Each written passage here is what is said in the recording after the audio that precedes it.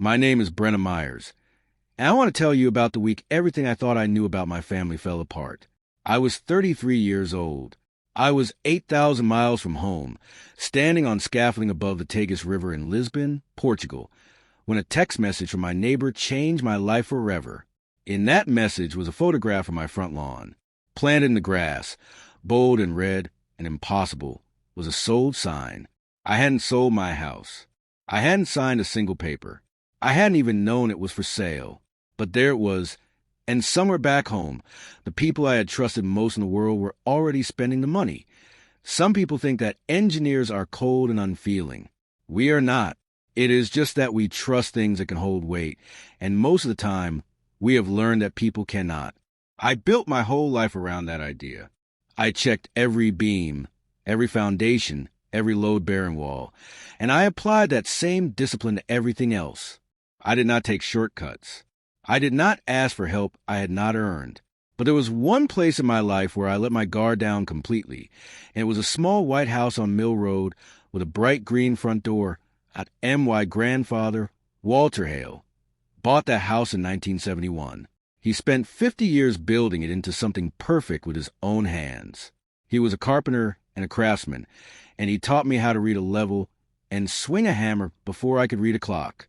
When I finished school, he pressed his old brass front door key into my palm, closed my fingers around it, and told me that a house is like a promise you make to yourself. I kept that key on my ring for 11 years, and it is still there today.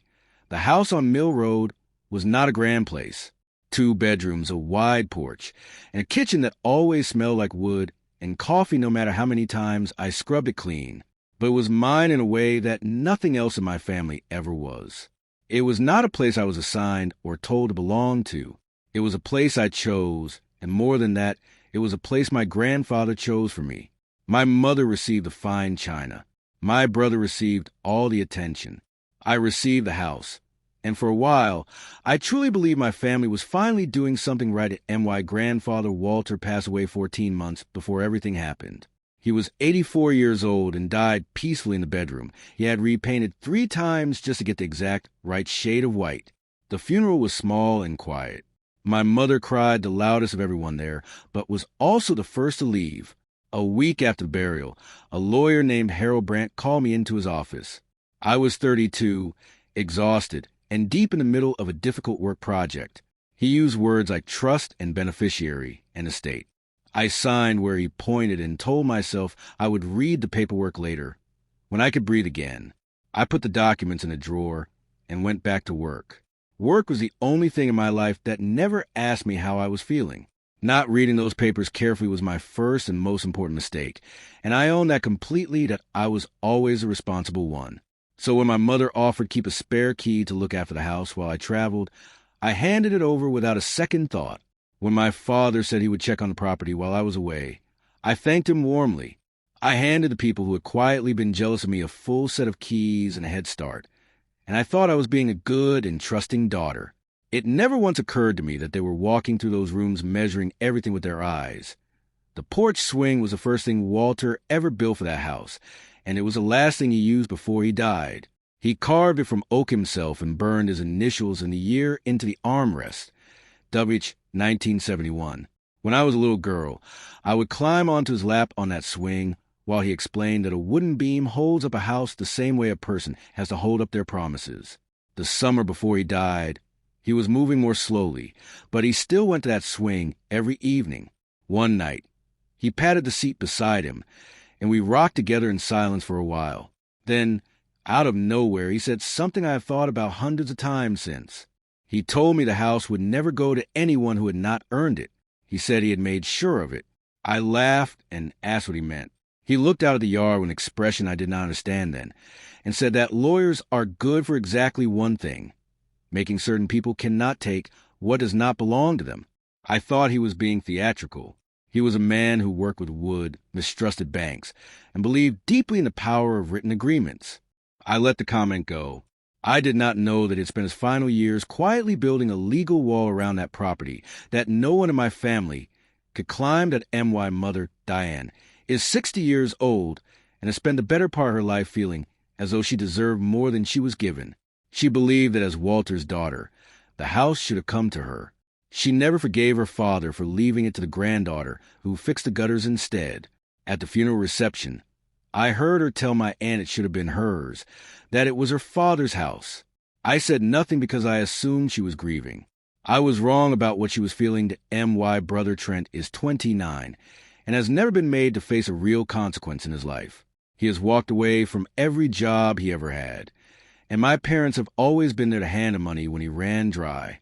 My father, Roger, is the kind of man who mistakes keeping the peace for doing the right thing, which in practice means giving Trent whatever he wants before his mood sours. My father always assumed I was fine, that I didn't need anything, that I was a problem already solved. I had built that reputation myself by never asking for help, and they had come to see me not as a daughter, but as a resource they hadn't yet used. In March, I accepted an assignment on a major bridge project near Lisbon. It was a long posting, but it was exactly the kind of work I had spent years working toward. Before I left, I prepared everything carefully. I arranged automatic payments for all my bills, left written instructions for my parents, and walked my mother through the house room by room. She promised to care for it. I actually felt something warm in my chest during that walkthrough, a small, foolish hope that maybe losing her father had softened something in her. I kissed her cheek, handed over the keys, and flew 8,000 miles away feeling genuinely good about my family. Looking back, I can see the signs I miss entirely. A few days before I left, my mother asked casually where I kept the house papers. I told her the originals were with the lawyer and I had copies. She did not react, just nodded slowly. My brother called me not long after, which he almost never does, wanted to talk about family money. I told him I was too busy and we would sort it later. A week into my time in Portugal, I came across photographs on social media of Trent at a luxury resort in the Maldives. He had no job and no income one knew of. I noticed it, felt a flicker of something, and went back to my work. Then a real estate agent sent me a message asking whether I was interested in listing the house. I replied no immediately. My mother sent back a heart emoji. She was not agreeing with me. She was saying goodbye to my home on my behalf. I was 6 weeks into the Lisbon project when I called my mother on a Tuesday evening. She sounded strange, too careful with her words. She said some people were at the house to handle the yard. In my family, the word handle has always meant a decision already made without me. I asked directly if everything was all right. She told me everything was wonderful and to focus on my bridge. 2 days later, Cora's message arrived with a photograph, a sold sign in my grass, a moving truck that had already come and gone on a Saturday, and my mother had been there helping load it. I did not scream. I sat down at my laptop and started looking for facts, because a house cannot be sold by people who do not own it, and I needed to understand exactly what had happened. When I called my mother, she laughed. She said they had meant to tell me, but it happened quickly, and the family needed the money, and the house was sitting empty anyway. When I asked whose name was on the deed of sale, she told me not to worry about details.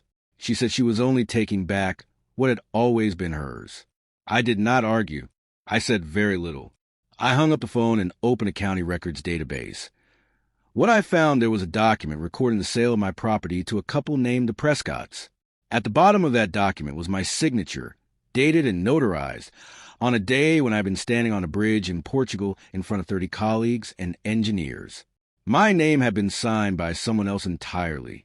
The notary stamp on the document belonged to my cousin Renee, whose job it was to certify that the correct person had signed in her presence. She had lied. She had stamped a document swearing she had witnessed me sign it. When I had been on another continent, I did not panic. I printed what I could and started building a file. I requested a certified copy of the fraudulent deed. I compared the signature on it to my authentic signature from other documents. It was obviously different. I had my passport with entry and exit stamps, my project logs, and photographs taken of me on-site in Lisbon on the exact date that document was supposedly signed. Then I called Harold Brandt, the lawyer who had handled my grandfather's estate. What he told me changed the shape of the entire situation. My grandfather had not left me the house through a standard will. He had placed it in a legal trust, with me named as the sole trustee and beneficiary. This meant my parents had not only forged my signature on a fraudulent deed, they had attempted to sell a property they had no legal authority over whatsoever. The house had never been theirs to touch. But Walter had gone even further than that. He had included a specific provision in the trust documents. If any family member attempted to interfere, would contest, or misappropriate the trust assets, they would forfeit their own portion of his estate. By trying to sell my house, my mother and brother had just lost everything else my grandfather had left for them. He knew. He had sat on that porch swing and looked out at the yard, and he had known exactly who he was protecting me from. He just never said it plainly, because he said it in the only language that truly holds, the language of signed and witnessed legal documents. When I flew home, I went to the house first. The Prescotts were already inside, beginning to renovate.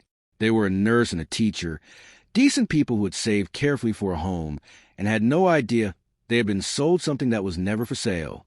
I knocked on the door, introduced myself, and told them the truth as calmly as I could. I gave them Harold Brandt's number and explained that their title insurance would likely cover their losses. They were shaken. I told them I was sorry they had been caught in the middle of something that had nothing to do with them. Then I went to my parents' house. They were relaxed, talking about their recent vacation, behaving as though nothing had changed at all. My father mentioned with a smile that the house had paid for a very nice trip. He said it the way someone mentions a smart investment. He had no idea, in that moment, what was already in motion. I sat with him for a little while and said almost nothing. I let them be comfortable for one last evening. The following weeks were methodical. A forensic document examiner confirmed the signature was not mine. The police opened an investigation because signing another person's name to a property deed is a serious crime, and having a notary falsely certify that signature compounds it considerably. My family began sending messages, calling me selfish and vindictive, saying I was destroying the family. My father told me I was no longer his daughter. I thought about that for a long time, and then I thought about the sold sign in my grass, and I understood that the destruction they were describing had begun long before I ever opened a county records page. We met in my parents' backyard for what turned out to be the final family conversation. My mother arrived, already performing grief. My father crossed his arms and set his jaw. My brother had the look of a man who had already spent money he was beginning to suspect he could not keep. I laid a folder on the table and walked him through it piece by piece. The deed with the false signature. My authentic signatures from other documents. My passport. My project records placing me in Lisbon. A written statement from Renee, who had by then confessed that she had used her notary stamp fraudulently because my mother had told her it was fine, that it was a family matter, that no one would look too closely. I explained the trust and provision my grandfather had written into it. I explained what they had lost by attempting what they did. I did not raise my voice. I did not cry. I closed the folder and stood up. The yard erupted. My mother began screaming. My father's composure broke apart. My brother sat very still with the expression of a man calculating exactly how much trouble he was in, and the answer was a great deal, because he had spent the money from the sale almost immediately. Renee, who had come with them, was shaking. I did not stay to hear the rest of it. I walked around in front of the house and pulled the sold sign out of my lawn with both hands and put it in the trash and at the curb. The court process took 2 years. At the end of it, the fraudulent sale was voided and the house was returned to the trust. The Prescotts were made whole through their title insurance. My mother and brother were ordered to repay the money they had received, and both now carry criminal records. My cousin Renee lost her notary commission. My father, who had not forged anything directly but had known and said nothing, faced his own consequences. I moved back into a house on Mill Road and spent that first summer repairing it. I fixed every room slowly and carefully, the way my grandfather taught me. The porch swing, with its carved initials and the year burned into the oak armrest, I left exactly as it had always been. The money that my mother and brother forfeited under the trust provision, the inheritance they lost the moment they decided to steal, when to fund a scholarship for students pursuing degrees in construction and engineering for the young people who work hard and learn to build things that are meant to last. And why grandfather sat on that swing on a warm evening and told me that lawyers are good for one thing, making sure people cannot take what does not belong to them. He was not being dramatic. He was telling me the truth in the only way he could, because he had already done the work. He had already built the wall. He was just letting me know it was there. A house is a promise you keep to yourself. He told me that the day he pressed his key into my hand, and I have never believed anything more completely. I kept that promise. And with the help of a patient old man who planned very carefully for a storm he could already see coming, I made sure no one else could break it. If you are the person your family counts on to be fine, to handle things, to never need anything, please hear this. Look after yourself the way you look after everything else. Read the documents. Know what is yours. And remember that the people who love you for your strength can sometimes be the same people counting on you not to use it.